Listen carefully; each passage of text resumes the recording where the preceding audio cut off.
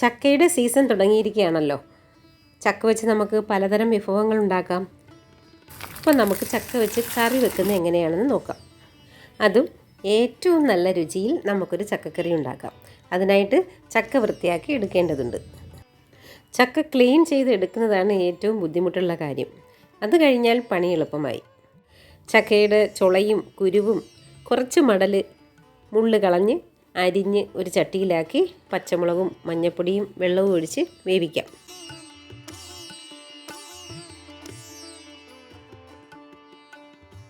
ചക്ക വേവുന്ന സമയം കൊണ്ട് നമുക്ക് അരപ്പ് തയ്യാറാക്കാം.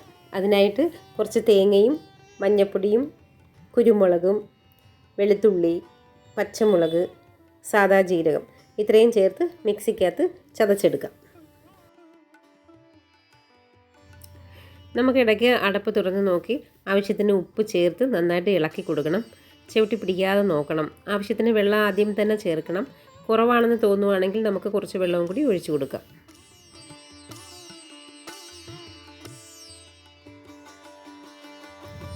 നന്നായിട്ട് ഇളക്കിയതിന് ശേഷം ഒന്നും കൂടി അടച്ചു വെച്ച് വേവിക്കാം.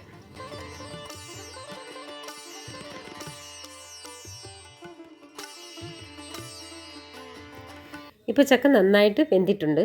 മഞ്ഞൾപ്പൊടിയുടെ കളറൊക്കെ പിടിച്ച് നല്ലൊരു കളറും വന്നിട്ടുണ്ട്. ഇനി നമുക്ക് അരപ്പ് ചേർക്കാം.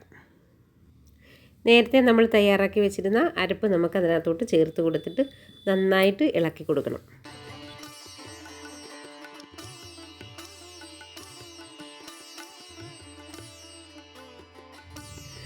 ചക്കയുടെ എല്ലാ ഭാഗത്തും അരപ്പ് പിടിക്കുന്ന രീതിയിൽ നന്നായിട്ട് ഇളക്കി കൊടുക്കണം. അരപ്പ് ചേർത്തതിന് ശേഷം ഒത്തിരി വേവിക്കേണ്ട ആവശ്യമില്ല, ഒന്ന് തിളച്ചാൽ മതി. ഇനി കറിവേപ്പിലയും കൂടെ ചേർത്തിട്ട് നമുക്ക് തീ ഓഫ് ചെയ്യാം.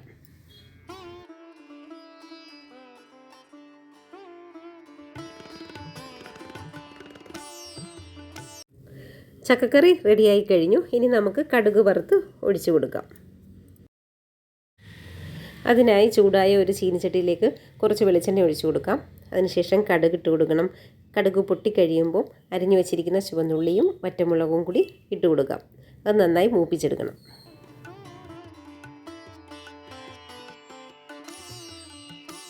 ഉള്ളിയും മുളകും നന്നായി മൂത്ത് കഴിയുമ്പം കറിവേപ്പില ഇട്ട് തീ ഓഫ് ചെയ്യാം.